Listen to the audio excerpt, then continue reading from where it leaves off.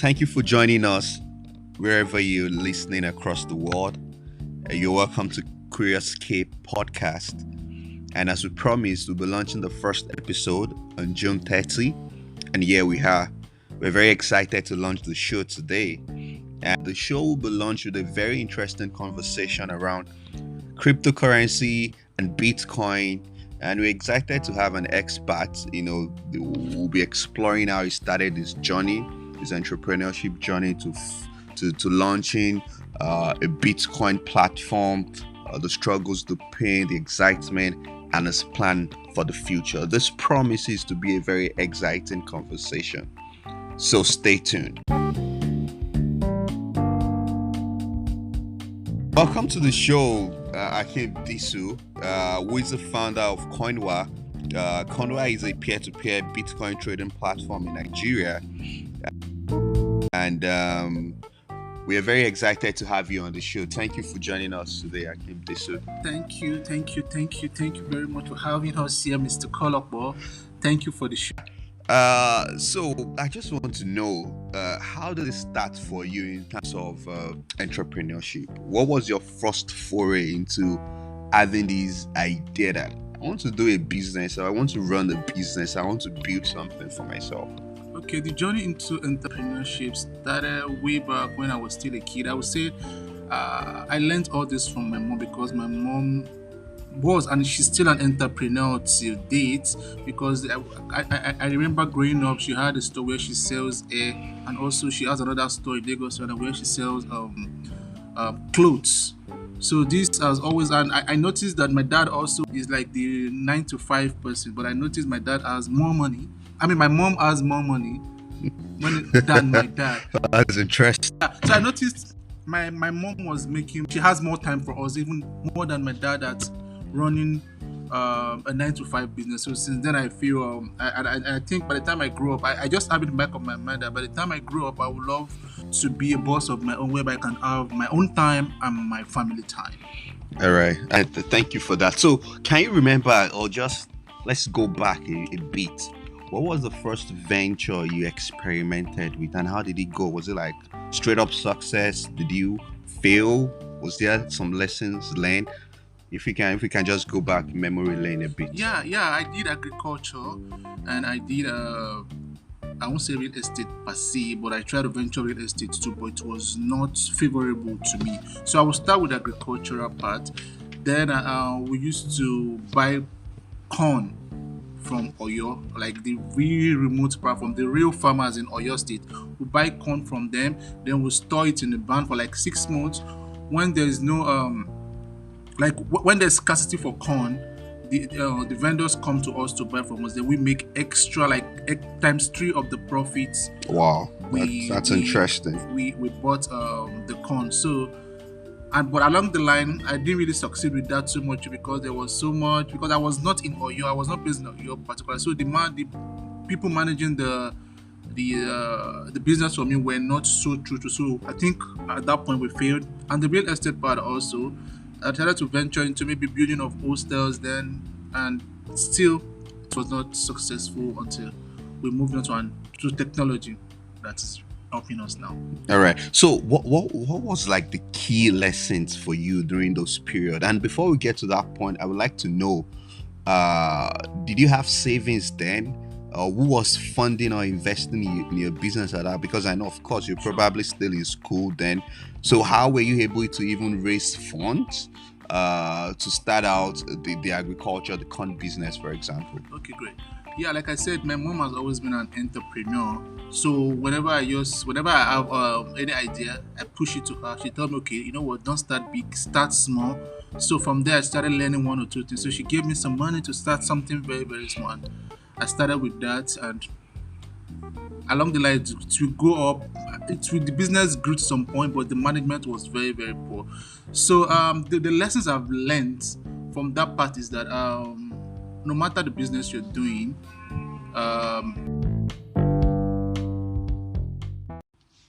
so no matter the business you're doing, every business requires 80% of your time and 20% finance. So it's not all about money when it comes to business, because your time is what really really matters. If anybody's coming to your office and say, okay, I'm coming to your office tomorrow, I want to come on, it is you, the business owner, that want to see, not your workers. It is you. Or it's not that they are coming to your office because they like your office. No, they are coming because they want to see you. So no matter the business you're doing, just make sure you focus 80% of your time into the business. Like, you have to make sure you are always available when it comes to your business.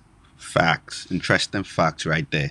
So I would also like to know. Let's fast forward to when you started. First time you actually heard about Bitcoin. Where did the journey for Bitcoin started for you? Was it, were you having conversation with someone? How were you able to build the interest in Bitcoin? Cryptocurrency, and how did that evolve? You launching your own platform for changing or exchanging Bitcoin or cryptocurrencies.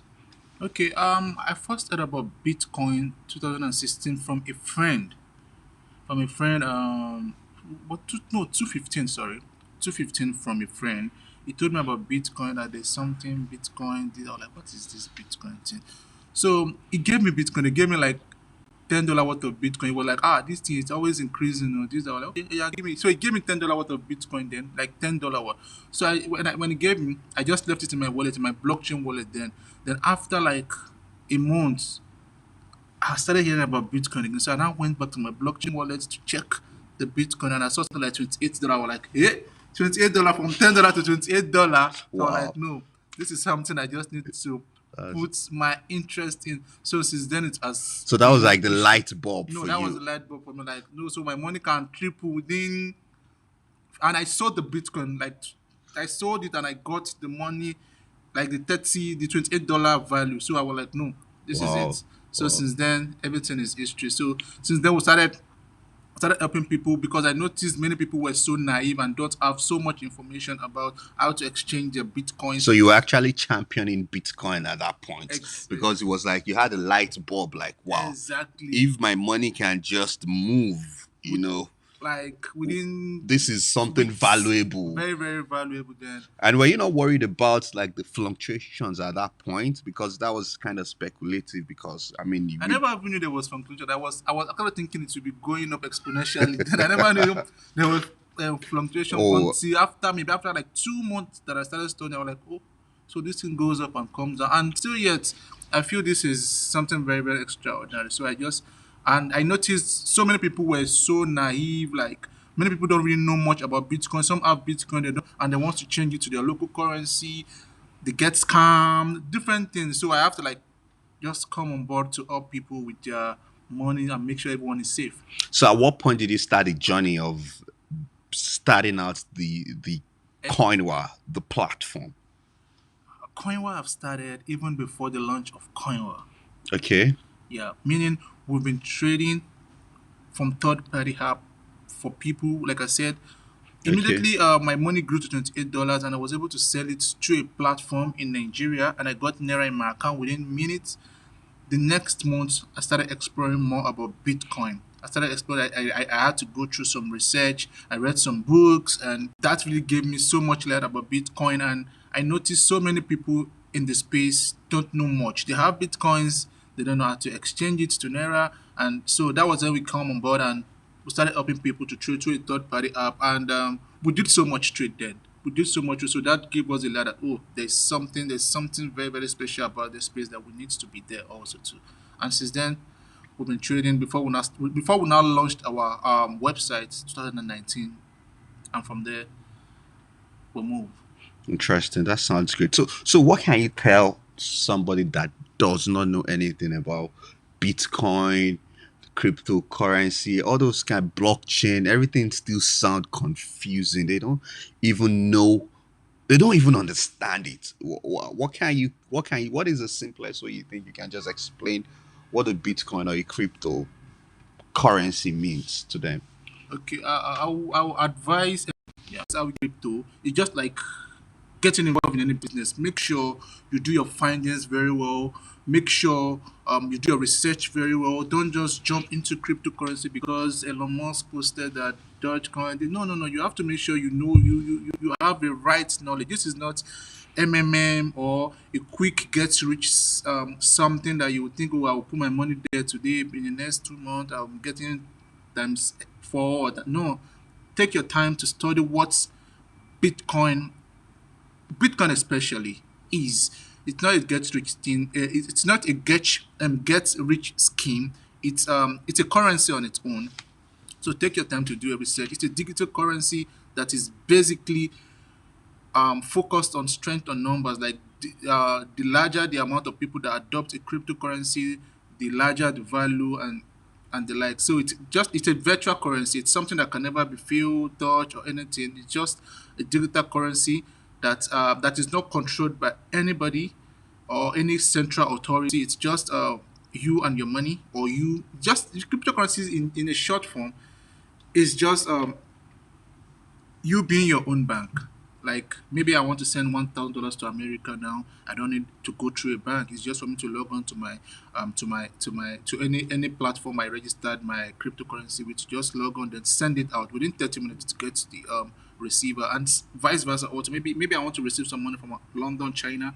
It's just for me to give my wallet to the person sending the money to me, and within minutes I get the money in my wallet without any bank or anybody. Bitcoin is basically all about internet. Just make sure you have your internet and blockchain technology. That's it.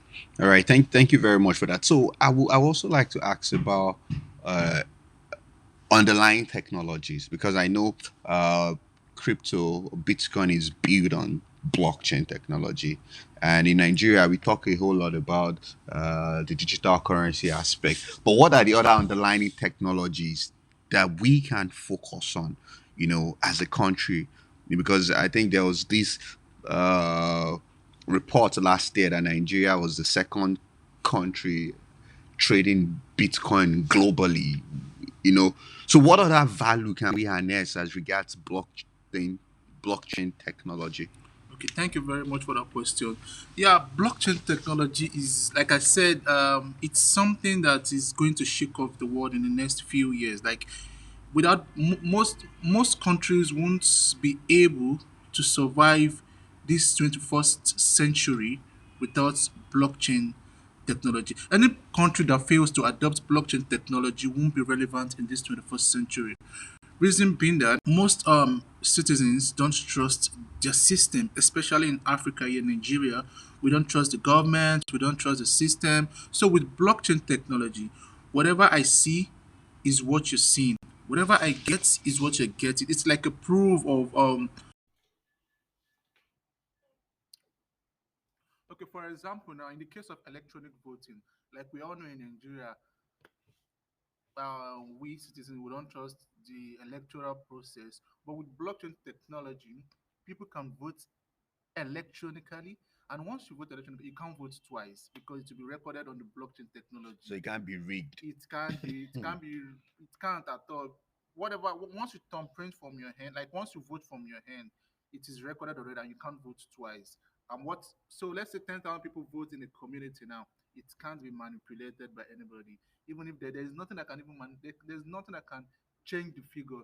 10,000, if 10,000 people register, is that 10,000 people that will vote Vote. also. So it can be manipulated on like our traditional system whereby you go with ballot papers and ballot this thing whereby once maybe 10,000 people registered, before you know they'll be counting results for 25,000 people. But with blockchain technology, it can happen. So that's one of the example I can give for now. That's that's amazing. I like the fact that you know people can trust the system. The system, It's that's a it. decentralized system Decentralized with system. no No control.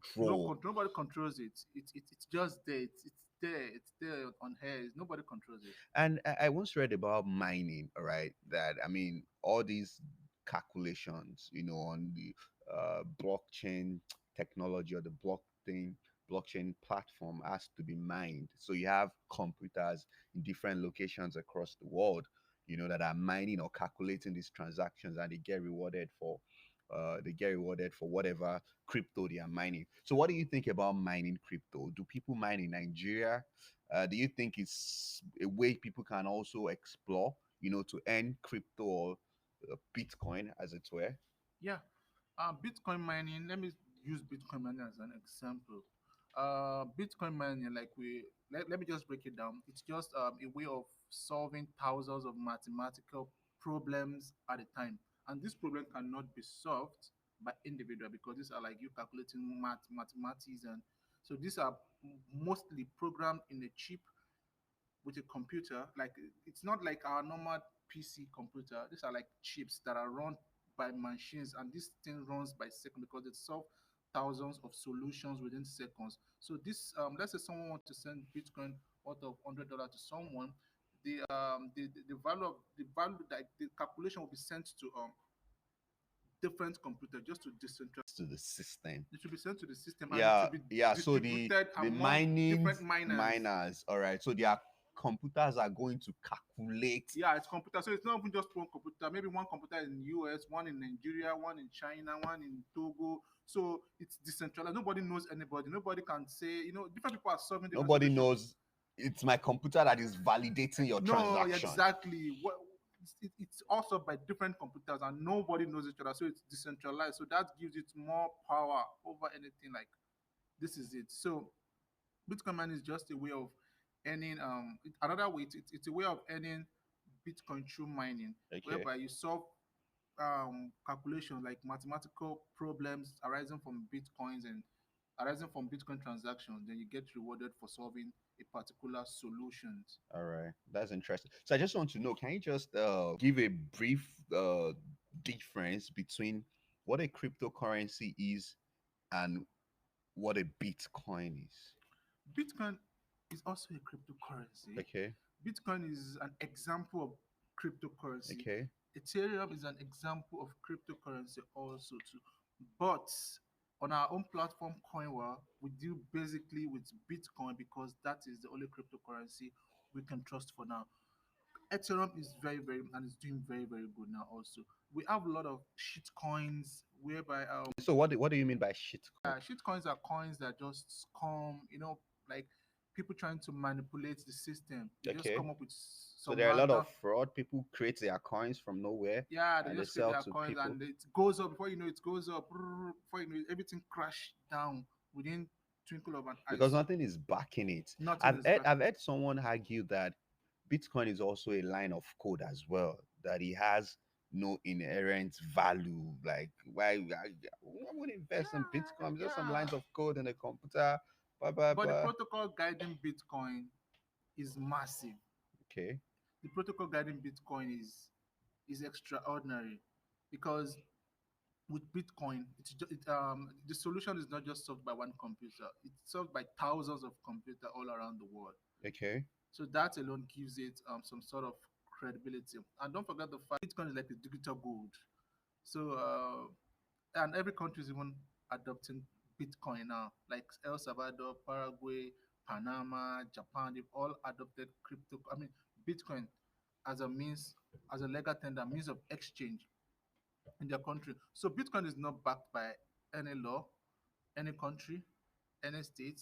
It's just there on its own, and the basic thing about cryptocurrency is that most cryptocurrency, especially Bitcoin, relies on numbers, which Yeah. is strength in A numbers. number. And someone once said this is power to the people. Power to the people. Exactly. That's just a simple language, like power to the people. The more people on board, the more powerful Bitcoins is, the more stronger the currency is. So it's just strength in numbers. The more people on board, the more power it has. And earlier this year, the Central Bank of Nigeria, issued a circular to all banks, commercial banks, to stop accepting or to block all accounts that is affiliated with Bitcoin or cryptos generally.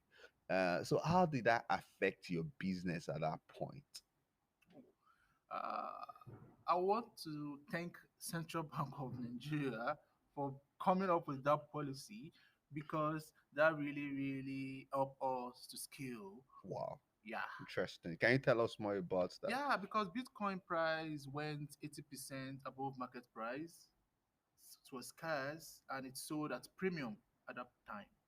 So, and apart from that, it helps us also to change our business model to peer to peer, which I think So what were you? What was your business model focused our on our, before our, our peer to business peer? model was exchange. We're basically a pure exchange. Okay. But I noticed that when we launched the peer to peer, because we were at the brink of launching our app when CBN came with the policy. So we had to go back to the drawing board and change the whole narrative to peer to peer. And I noticed since we adopted the peer to peer system, Bitcoin trading, we scale X2 than when we are still doing the exchange. So I think the policy is very very positive on our own part because But right now, CBN came back recently, some weeks ago, yeah, that Nigeria is building.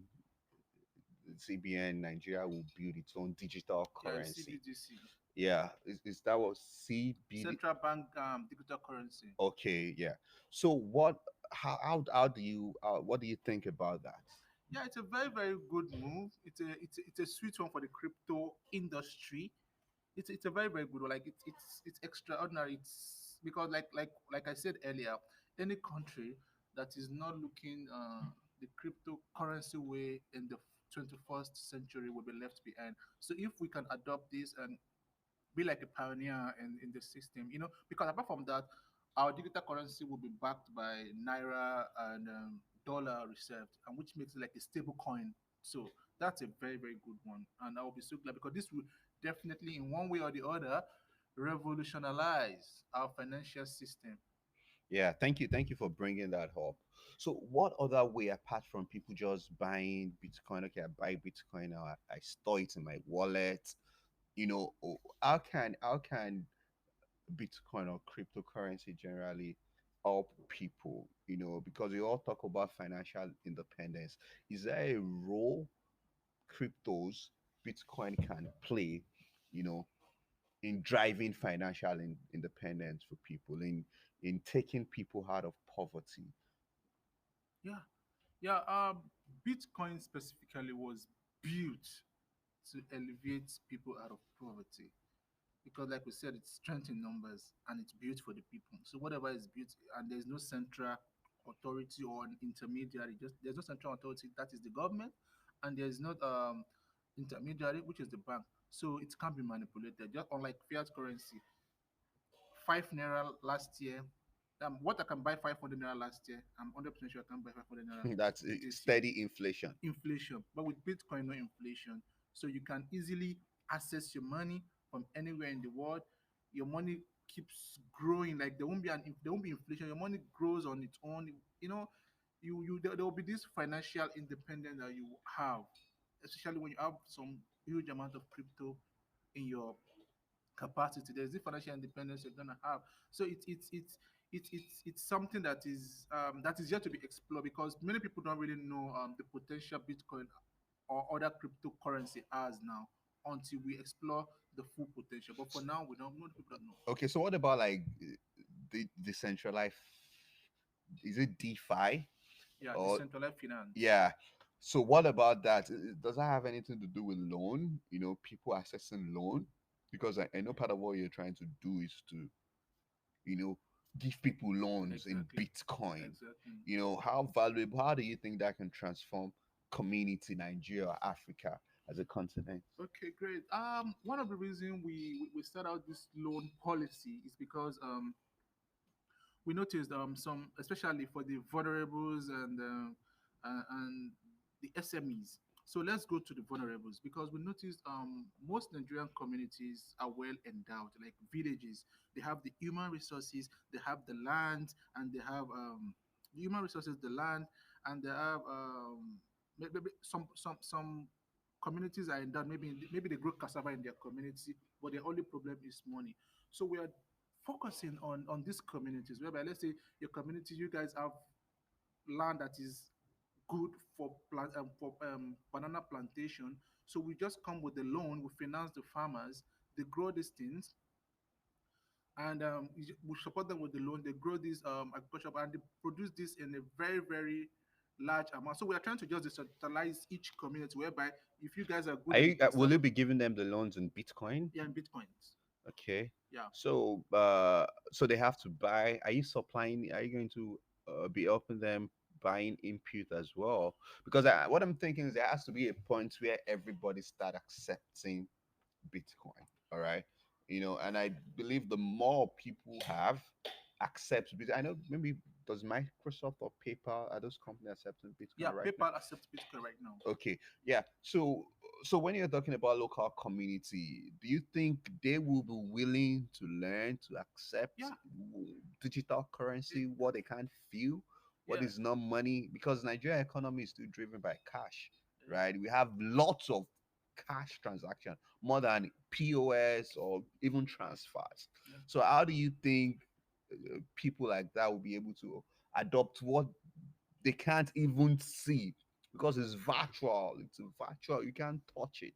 Yeah, yeah, we know all this problem, and even before we according to the plan, once we give them these loans in bitcoins, they can exchange these bitcoins to cash from us because Okay. we can buy these bitcoins back from them and give and credit their Nigerian naira account with naira, which they can access to do whatever they want to do on their farm, their business, maybe students that need some loans. So we have all these facilities available for them to access cash. All right. Sound interesting. So I would like to ask this question, because I remember you said earlier in the conversation about the agriculture business that you tried and failed. So I just want to know, how do you see failure in business personally? Failure in business, like I said, it's all about management. It's all about your time. Once you don't dedicate the time to a particular project you have, trust me, it's 70% on the brink of failure already. So it's all about your time. It's timing and good management, time management, good proper planning. All That's it. right. So once you have, definitely money is involved also, but I think it's all about planning, time especially, and management. Very, very important when it comes to business. Your time is key. 80% of your time at least to your business is very, All very right. key. So you think failure is part of running businesses, even if you have all these things in place. You have time, you have the right people. I mean, businesses do fail if they have all this, right? So I just want to know, I mean, what happens when that, because our listeners, I want them to be able to capture this fact. So some people don't want to start out business because they are afraid it's going to fail. So people like that, what do you say to them? How should they see failure? Is that, or how did you deal with the point where the corn or the agricultural business failed? Yeah, How did you handle it? yeah. How did you handle the? Okay. Every disappointment one is a blessing, and if you don't fail, you won't learn. So just if you don't fail, you will learn. So I don't think failure is part of life. Every day we live, we wake up, different challenges. So I don't think that is something when you are running a business or you want to go anything, you just have it in the back of your mind. There will definitely be challenges. So I don't think that is something we have to be afraid of. Failure will definitely come, but it's just a way of growing also. I So just like that. accept it as a way of growing. Like, okay, so that next time you won't repeat such mistake that made you to fail from your previous dealings of business. So it's about learning, Yeah, it's learning about from. learning and progressing. So was building your technology hard? How were you able to put together the team that were able to help you build the exchange platform? Was it hard, finding talent in Nigeria? Because people say it's hard to get developers, they're expensive, you don't even get the right. What was the process for you in putting up your team to build, this product for Koinwa? I think one good thing, though nothing in life is easy, but we thank God for where we are today. Uh, one good thing about every business is good team. It's good to have your team and make sure you're friend with your team. As apart from being friend with your team, just make sure you are head to head with your team. Like you guys are always brainstorming and the like because another thing that help Coinwa doing development is that we make sure every department in Coinwa has a consultant. Whereby, okay, let's say we have a consultant here, and maybe we hired maybe a marketer, and the marketer is not performing, the consultant can get us another marketer. So that has been like one of our business model that is really helping us. Maybe we have a developer and we don't like this, we get another good developer the next minute because we have consultant that like a recruitment company that helps us with those positions. And I think that has been a very, very good model for us since we started. That has really helped us so much. So what's your plan for the future? Where do you see Koinwa, in the next 10 years and next 15 years? In the next 5 years, I see Koinwa as a unicorn. Uh, $1 billion. yeah, more than billion because we know now we have millionaire, billionaire, and Bitcoiners. I So like that. I'm seeing Koinwa in the Bitcoiners League. league in the next five Amazing, years. amazing. Sounds good. I mean, very, very, very excited about what you're doing in that space. And so, what metrics do you use to measure the growth of your business? What is the metrics that keeps you going every day? Yeah, the metrics is the volume of transactions. It's the volume of transaction, not number of sign-ups. We believe in revenue. So revenue is like a key metric growth for us. All right, that sounds amazing. So, thank you very much, Mr. Hakeem Disu, for joining us once again. Thank you So I too. would just like you to say any final words for listeners. Yeah, for our listeners, my very, very good advice is this: cryptocurrency is a very, very good one. It's the future, but my advice is this: please make sure before you invest your money in any cryptocurrency, do your due diligence, research, try to understand the business.